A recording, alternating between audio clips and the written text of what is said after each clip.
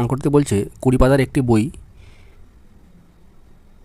তার একটি পাতা হারিয়ে গেছে, বাকি পাতাগুলোর নম্বরের সমষ্টি হচ্ছে 195। হারিয়ে যাওয়া পাতাটির নম্বরের সংখ্যা দুটি কী কী? এই যে 20 পাতার বই রয়েছে, পুরো পাতাগুলির যদি সমষ্টি বের করতে বলে তাহলে আমাদের একটা সূত্র অ্যাপ্লাই করতে হবে। সেই সূত্রটা হলো n ইন্টু n প্লাস 1/2।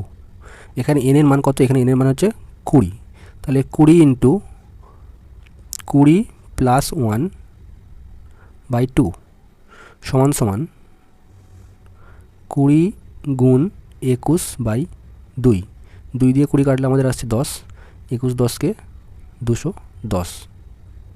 এখানে আমরা দেখতে পাচ্ছি যে একটি পাতা হারিয়ে যাওয়ার ফলে এই 20 পাতা বইয়ের নম্বরগুলি সমষ্টি হয়ে দাঁড়িয়েছে কত? 195। তাহলে আমাদের কত কম হচ্ছে? 210 মাইনাস 195, অর্থাৎ 5 আর এটা হচ্ছে 1 সমান সমান কত?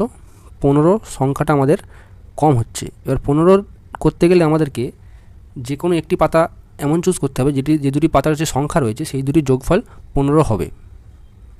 তাহলে আমরা এখানে স্পষ্ট বুঝতে পারছি 7 এবং 8, এই যে পাতাটা যার একদিকে 7 লেখা থাকবে অন্যদিকে 8 লেখা থাকবে, সেই পাতাটাই আমাদের হারিয়ে গেছে। এই দুটোকে যোগ করলে আমরা কত পাচ্ছি? 15।